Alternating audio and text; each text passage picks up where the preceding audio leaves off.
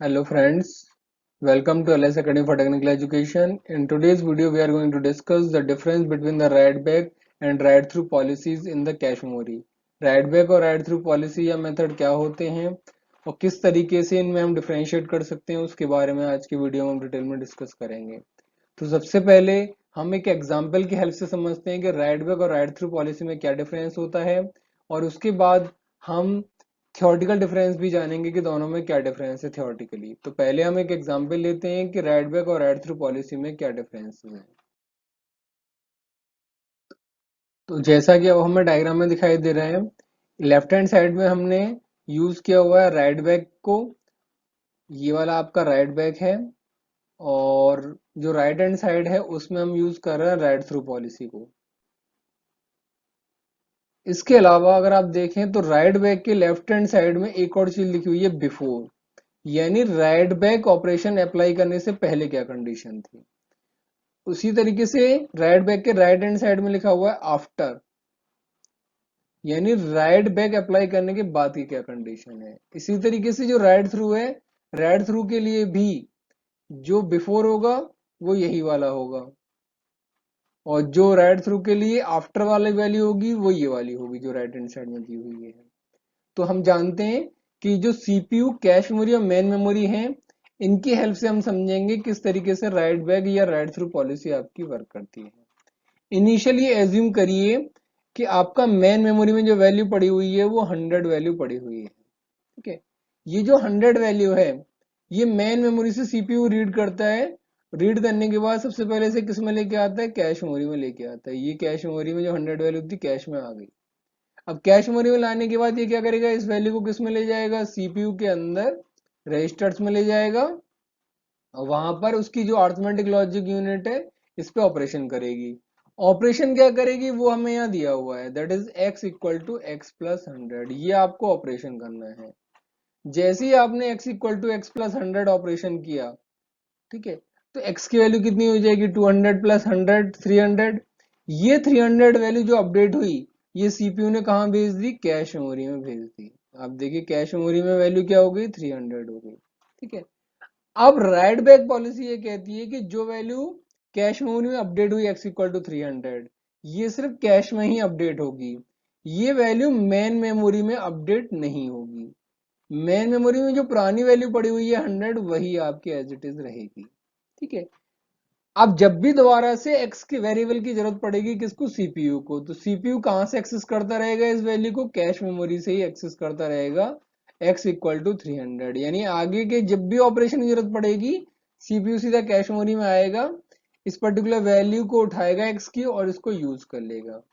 अब आता है कि आगे क्या होगा, यानी कि जब x की वैल्यू का यूज खत्म हो जाएगा कैश मेमोरी में, यानी कि x की जरूरत नहीं है या वो ब्लॉक जिसमें x वेरिएबल पड़ा हुआ था उस ब्लॉक की कैश मेमोरी में जरूरत नहीं है, तो आप क्या करोगे फिर, उस पर्टिकुलर वेरिएबल को या उस पर्टिकुलर ब्लॉक को वापस किस में लेके जाओगे, मेन मेमोरी में लेके जाओगे जब यूज खत्म हो जाएगा।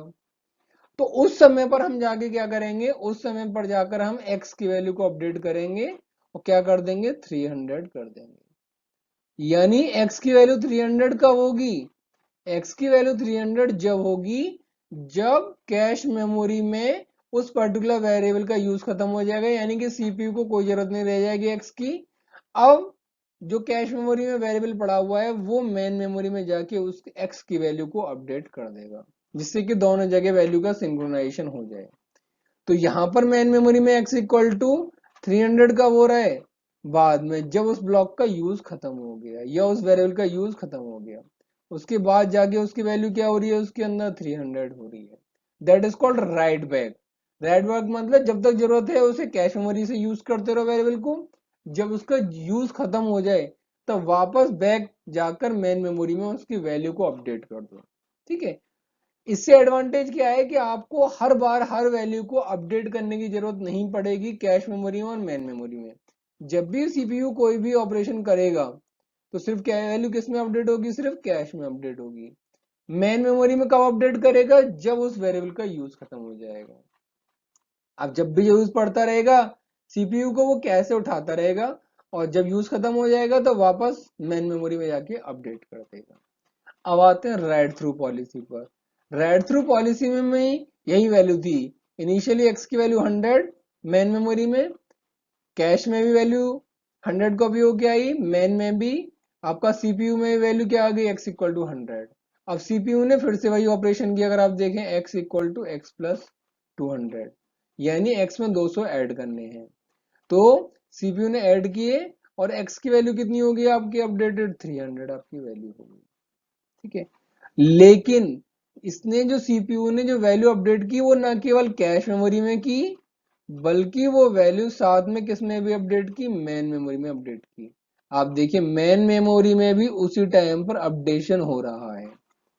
तो राइट थ्रू पॉलिसी ये कहती है कि जब भी आप कोई भी वैल्यू अपडेट करोगे तो आप वही वैल्यू कैश में अपडेट करोगे और उसी टाइम पर आप उसकी वैल्यू को भी मेन मेमोरी में भी अपडेट करोगे। इससे आपको टाइम जरूर ज्यादा लगेगा, लेकिन डेटा में हमेशा कंसिस्टेंसी बनी रहेगी। लेकिन डिसएडवांटेज क्या है, डिसएडवांटेज ये है कि जब सीपीयू को आगे भी वैल्यू की जरूरत पड़ेगी एक्स की, तो अब भी वो किस में के पास जाएगा, सिर्फ वो कैश मेमोरी के पास जाएगा, वो मेन के पास जाएगा ही नहीं। इसका मतलब है कि मेन मेमोरी में जो हम अपडेट कर रहे हैं हर वेरिएबल का, वो आपका वेस्टेज हो रहा है टाइम का। इसके अलावा डेटा की रिडंडेंसी हो रही है कि जो वैल्यू यहाँ पड़ी हुई है वही वैल्यू यहाँ पड़ी हुई है। तो wastage of time, redundancy, both are the disadvantage of write through policy. But advantage क्या है कि कंसिस्टेंसी रहेगी, जो डेटा कैश मेमोरी में वही डेटा मेन मेमोरी में रहेगा। जब इस एक्स की वैल्यू का यूज खत्म हो जाएगा कैश मेमोरी में, तो आपको वापस उस समय जाकर अपडेट करने की जरूरत नहीं है मेन मेमोरी को, जैसा हमने किस में किया था, जैसा हमने राइट बैक में किया था। तो इसमें क्या हो रहा है, इसमें साथ साथ ही जब कोई वैल्यू कैश में अपडेट हो रही है उसी टाइम पर मेन मेमोरी में भी अपडेट हो रही है। इसलिए इसका नाम है राइट थ्रू। राइट थ्रू मतलब दोनों कैश मेमोरी और मेन मेमोरी दोनों टाइप की मेमोरी में सेम टाइम पर अपडेशन कर देना। So this is the write back and write through policy in cache memory with the help of an example. Now we'll discuss the difference between these two with theoretical differences. यानी कि theoretically दोनों में क्या differences है write back और write through में, अब हम पढ़ेंगे अगली स्लाइड में। सबसे पहले अगर आप डिफरेंस देखें तो ये डिफरेंस क्या दिखा रहा है, राइट बैक में data is updated only in the cache memory. ये मैंने आपको पहले बताया कि जो भी वैल्यू है राइट बैक में सिर्फ कैश से किस में अपडेट होती है, सिर्फ कैश में अपडेट होती है पहले, मेन मेमोरी में जब उसका यूज खत्म हो जाएगा बाद में अपडेट होगी। जबकि राइट थ्रू क्या कहता है, data is updated both in the cache memory and in the main memory.